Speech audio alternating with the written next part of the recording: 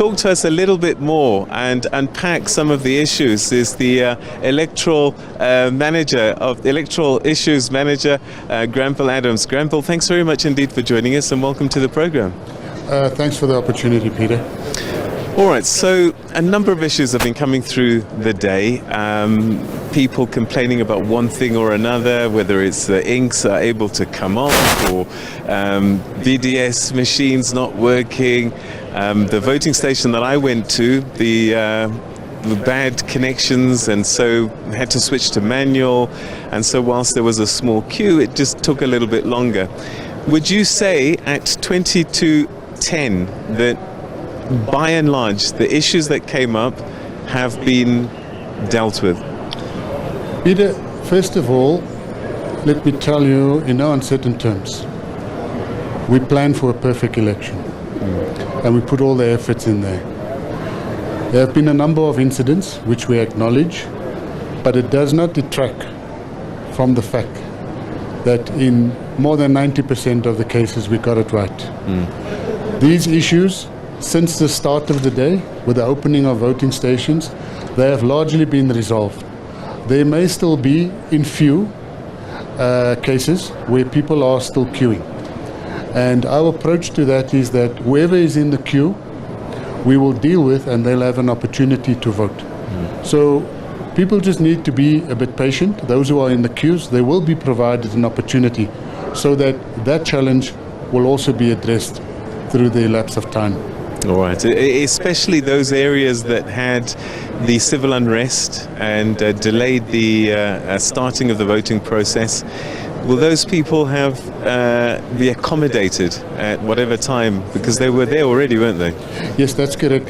I must however say that I know there's always a focus on areas where we have unrest, but this time around they've been at a very minimum.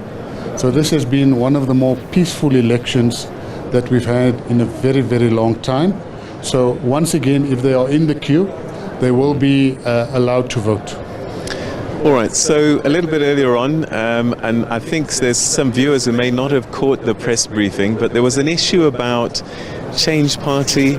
Their logo appeared, but the wrong party name appeared next to them. How has that been resolved, if at all? Yeah, I must be totally honest with you. I was involved in another interview, so I didn't get the gist of the briefing. But I am led to believe that there has been a solution, and that was the reason for the briefing, the joint briefing between the Change leadership and the Commission. All right. By and large, the parties, the feedback that they've been giving you, are they generally satisfied with the way the election has played out?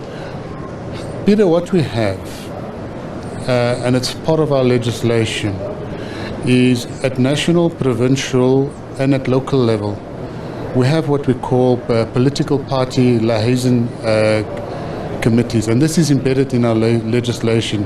And what this provides for is dialogue, consultation, and in cases like today, informing political parties of the issues, or they bringing the issues to us, and also coming up with solutions and keeping them abreast. So through these dialogue structures, we've been able to brief them accordingly and come up with solutions to the issues that have been addressed.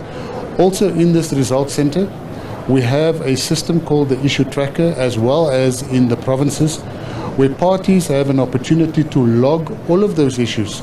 And the idea is the operations center, marked by this cross that you see next to you, they will address through our structures, whether it's down to a voting station level, a municipal level, or provincial level, to ensure that all of these issues are addressed.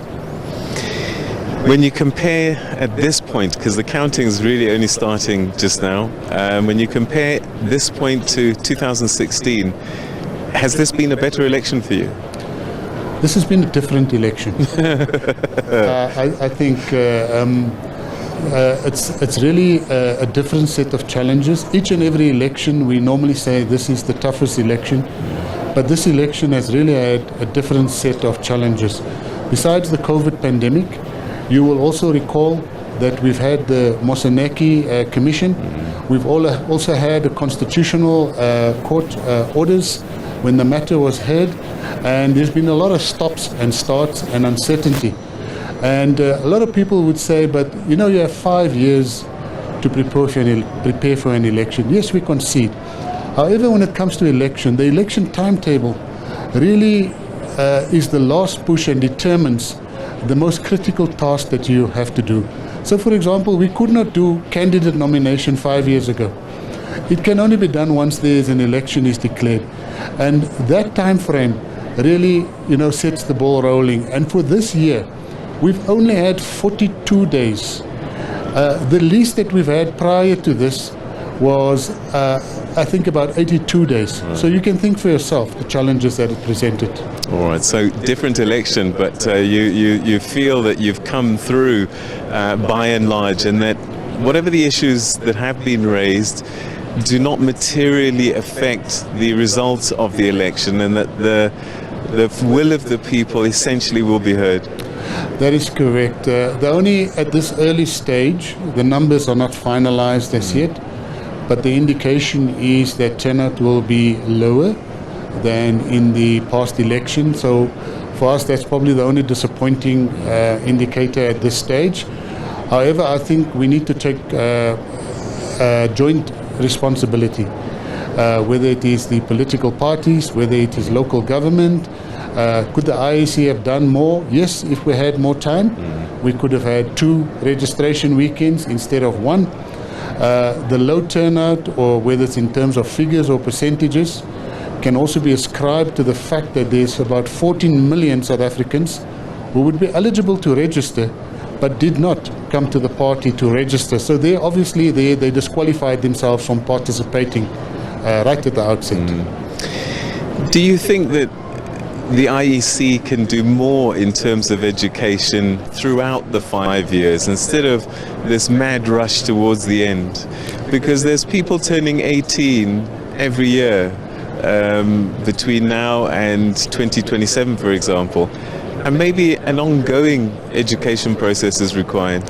Absolutely, and perhaps many people, specifically those who are not at school, are not aware of the fact of what we do in schools. We have an ongoing program that we visit schools. We also have a partnership with the Department of Education, which is highlighted by what we call Schools Democracy Week. Now that we have the new VMD devices, it will also equip us also to do registration drives, specifically amongst the youth, and we're looking forward to that.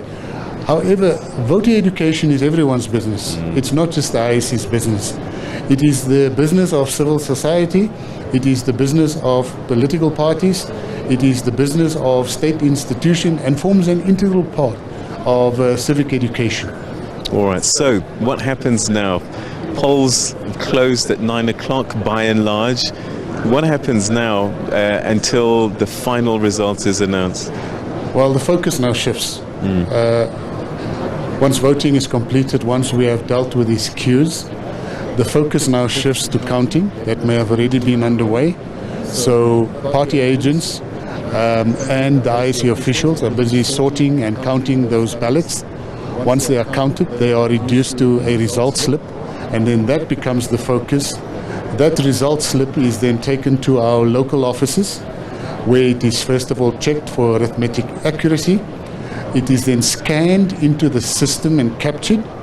We also have at each and every capture center, we have independent auditors who audits the accuracy of transferring those results into our system. And once they have released it, then it becomes available to us in these results center. Okay. So political parties that you see here, the media, anybody who has an IEC terminal in front of them will be able to view the actual results slip and compare to what has been captured, and also witness party agents that have signed or initialed against those votes that have been allocated to your party. So it gets very, very real, and it is basically epitomizes, the transparency of our electoral system that we can all be proud of. I don't think you get a more transparent electoral system anywhere else in the world. All right, and what time can we expect the first lot of results to come in? Any idea? Yes, no, I would think that probably by 12 we should definitely have some results. But from 1 onwards, there should be a big burst. The pipe opens. a lot of people would have been finished counting, they're getting to results. But in the beginning, there'll be a trickle, there'll be a burst. Our track record in the past shows that in the first 24 hours, we get about 90% of the results in. However, the next 10% takes another 24 hours. Yeah. Granville Adams, it's been a pleasure talking to you. Thanks so much indeed, and good luck with the rest of the process. I am sure your phone's ringing pretty much off the hook at the moment. But thanks for your time. Thank you, Peter. All right, that's Granville Adams, who's the manager electoral matters at the Independent Electoral Commission, and he's fairly satisfied that, you know, it's been a different election, but they've done as much as they can with the time that they had, and that at the end of it all, actually, we're probably going to get a fair result, a good election.